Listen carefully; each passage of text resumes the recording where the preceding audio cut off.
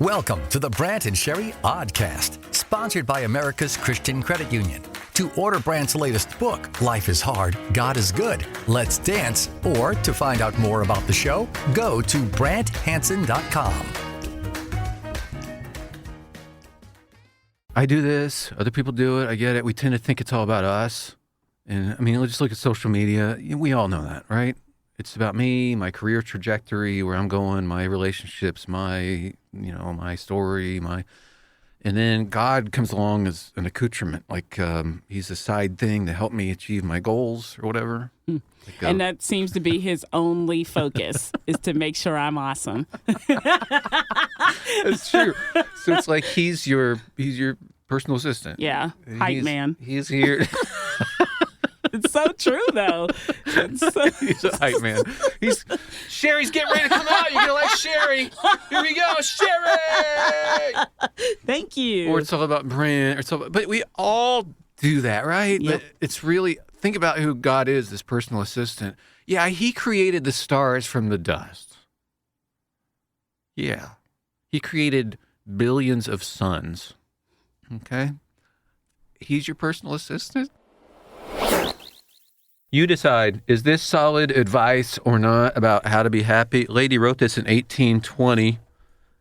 Yeah. So here's what she said. For happiness, she said, be as busy as you can.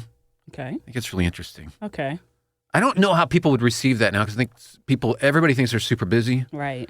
But I do think there's a lot of idleness too. I was going to say, I would assume she's saying is to stay away from being idle. Right, and lonely. Right. And by yourself, like do things. Mm-hmm. And even though everybody says they're busy, we see how much time we watching Netflix, how much time we playing video games, how much time. Okay, so it's really healthy to be with other people and do stuff. Second thing, see as much as you can of those friends who respect and like you, and of those acquaintances who amuse you. Mm-hmm. So be around people who make you laugh. That is absolutely true, and we get to do that every day. I do. I do too. Even hanging out with Sherry, it's good for my mental health. Attend to the effects that tea and coffee produce on you. Again, I think that's solid. I told you I'd let you decide, and now I'm going down this checklist.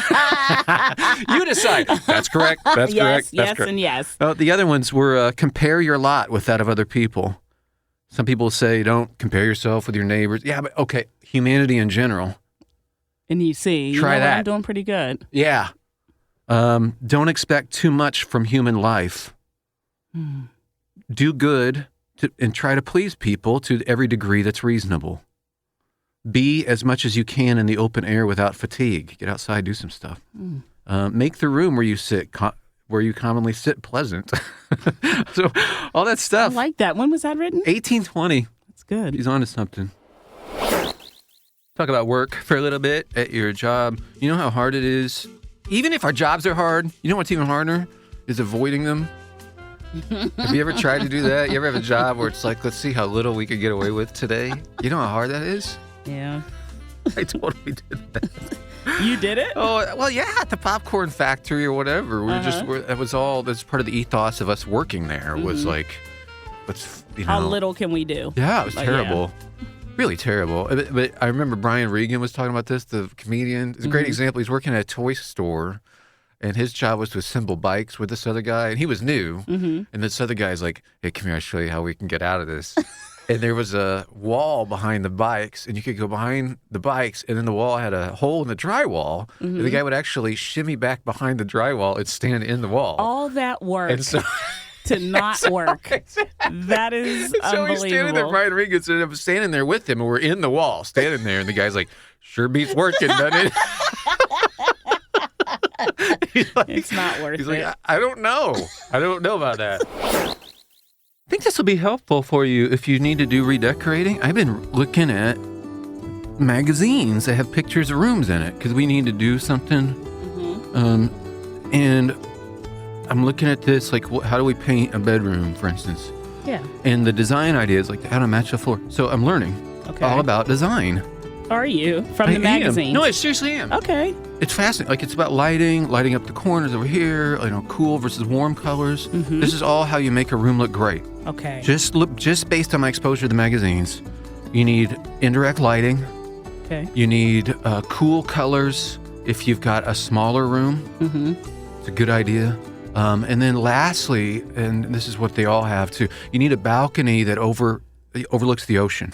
Yeah, that helps. So if you have a balcony over the ocean, preferably like the Adriatic, and then also some accents here and there, it really does. It looks great.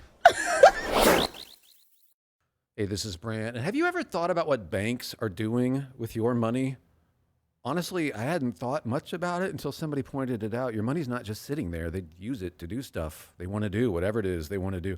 And this is why I'm actually excited to put my money to work at something called America's Christian Credit Union. You can get all the conveniences of your bank, like loans, saving, checking, debit cards, all that. But America's Christian Credit Union is a nonprofit that puts our money to use for good stuff. Stuff I like. You might say, what kind of stuff? I'll tell you, they helped fund more than 2,000 adoptions so far. They work with more than 1,200 ministries. They help churches and schools with loans. They support centers for women in crisis. I like that, and I think you will too. Been really happy with them. So talk to them. Even if you need a car loan or something, they're great to work with, and they do all this stuff. America's Christian Credit Union. They have a special deal going too. If you go to americaschristiancu.com/Brant. Again, americaschristiancu.com/BRANT. Reading this book called Being Wrong. Have you ever been wrong before? Yes? Well, that's human, but what's weird and what this lady's saying in the book is that people act like it's not. Like, it's just the worst thing in the world to be wrong. It's like, it's not that big of a deal. Just say you're wrong. Oh, I like that Just idea. say it. Yeah, I like that. But we can't. There's so much at stake. There's a lot of ways to say you're right. We love that. She was even talking about we love being right so much. She said it's like a savory taste in our mouth to be right. We even love saying, I told you so, or something to that effect. Like, hey, so she's saying we even love being right about being right. It's like being right exponential. And squared, cubed. I'm right cubed. I'm so right, and I have been right, and I am right, and I am.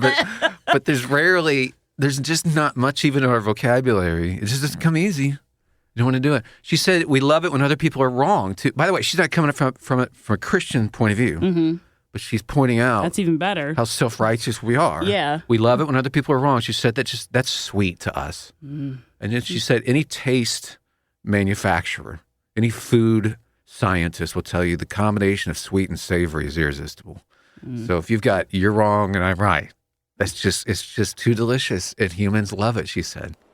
I don't know if you remember this, but there was a friend that was going through something that I felt it was a consequence or a disaster of our own making. Yes, yeah. And I wanted to say, I told you so.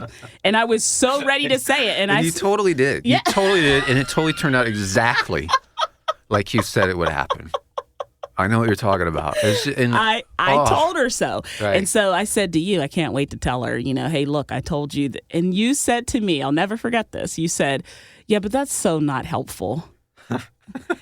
And I was angry at you in the moment, if you remember. And then I went home driving and thought, it doesn't help anything.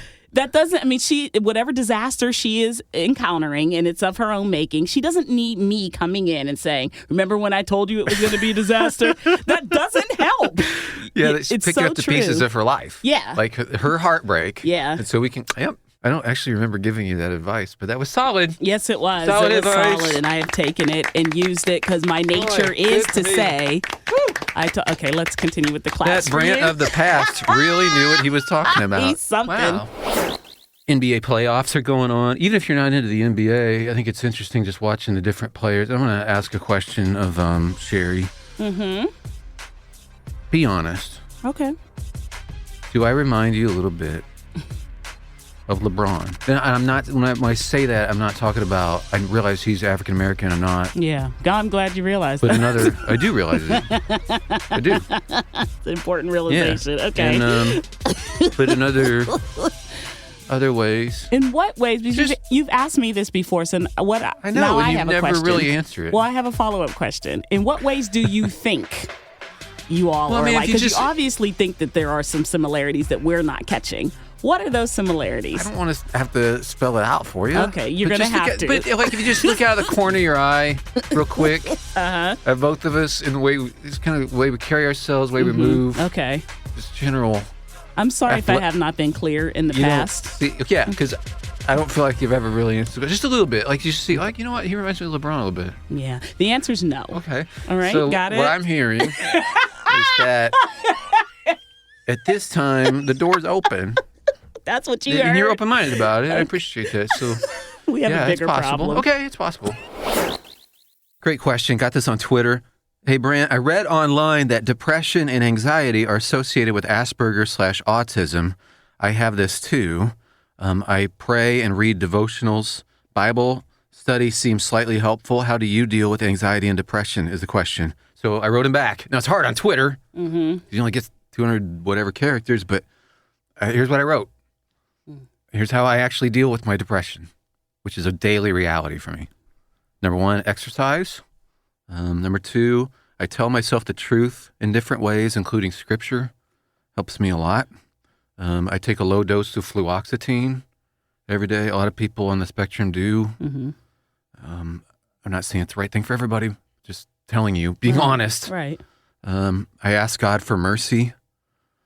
I allow my wife to tell me again and again and again that I'm not a failure. I soak that in. We'll be sitting on the couch next to each other, and she'll start saying why she thinks I'm a good man. Mm-hmm. You know, I listen. Mm-hmm. I don't cut her off. I want to. Mm-hmm. Like, you don't understand. No.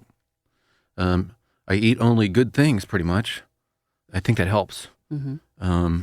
I deliberately try to find a way to serve somebody sometimes because I know that'll help me snap into at least a better frame of mind. If I just find some, and then last thing I wrote was, because I had some characters left in the tweet, as I said, I'll ask God for mercy again. There's a lot of that. You may be stressed out about this. If you are, you know what?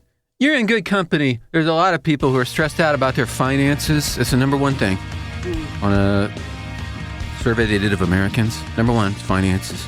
I thought it was really telling, and I hadn't put this together before because it has one of those breaks in the Bible where they put a new subject line, so it kind of breaks up the thoughts. But there's this one place where Jesus is talking about, in the Sermon on the Mount, actually, he's talking about how you shouldn't worry about what you wear. Don't worry about tomorrow. God's got you taken care of. Look at the lilies of the field, the birds of the air. So he talks about that.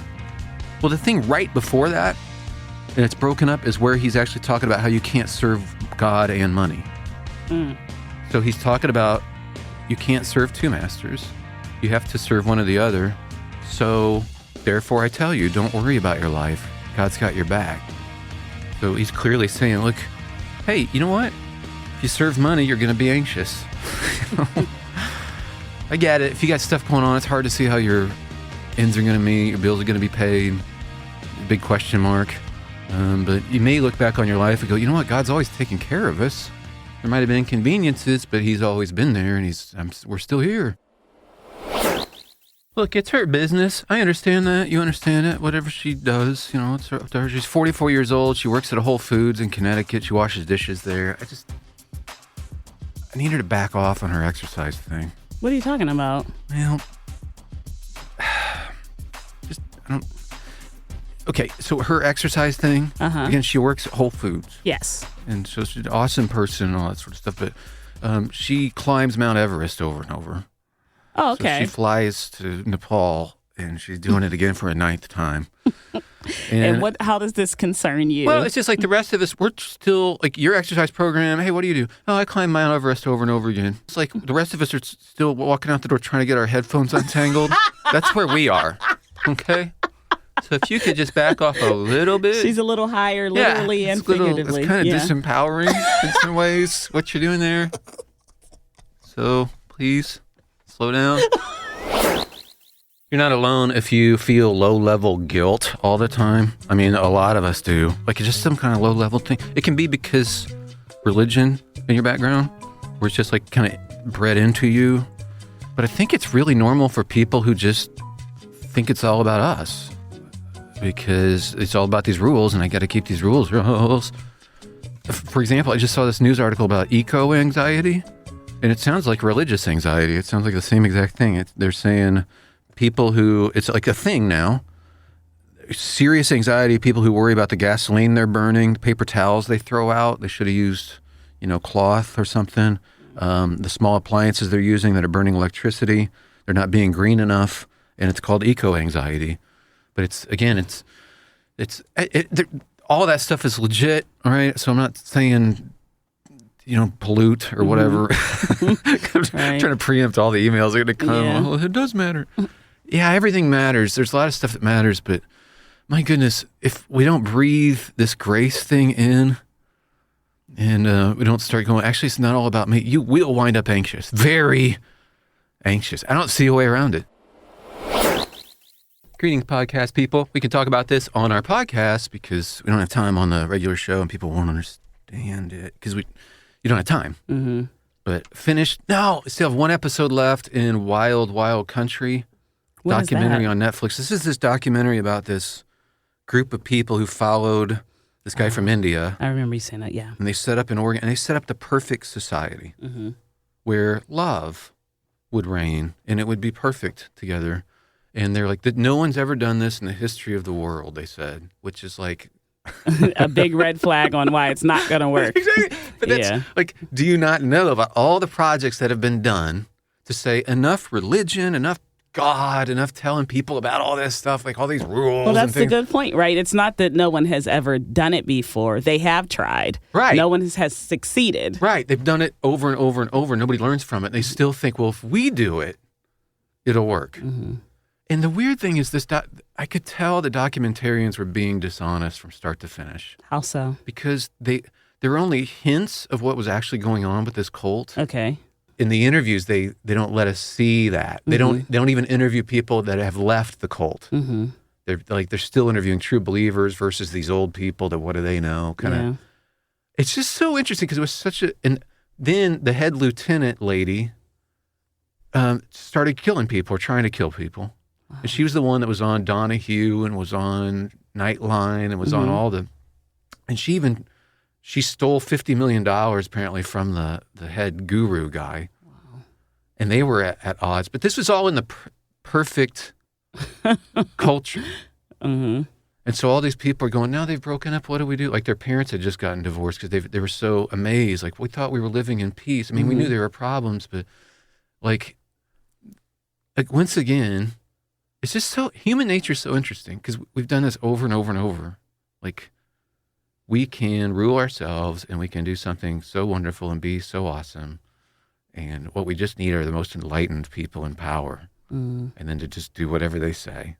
And there are actually people who are enlightened in their minds who actually think they're fit to do that. And it doesn't work. And humans are broken. And it was weird. It reminded me of this story after watching all that and seeing how humans can be again in stark living color. There's this old story about a guy who was a king back in the Middle Ages, and he had two of his servants that were arguing about whether or not we can change human nature. Mm-hmm. And one of them, the king said, well, let's do this. See if you can change the nature of a cat. Mm-hmm. See how that works. And so they took that as a challenge. And the one trained the cat, took him out and said, I'm going to convert him, make him into the ideal servant. You won't even believe he's a cat when I'm done with this.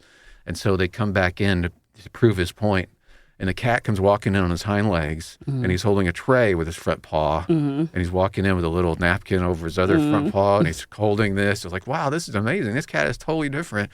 And the king is getting ready to announce the winner, and then the other guy throws a mouse down on the floor. Mm-hmm. And then it's over. And I love that story, and forgive me if it's pedantic or whatever, but I love that story because, again, the cat's a cat, and we humans are humans, and we're broken, and I don't know when we're going to learn that. I don't know what it would take. That we need a savior. Yeah.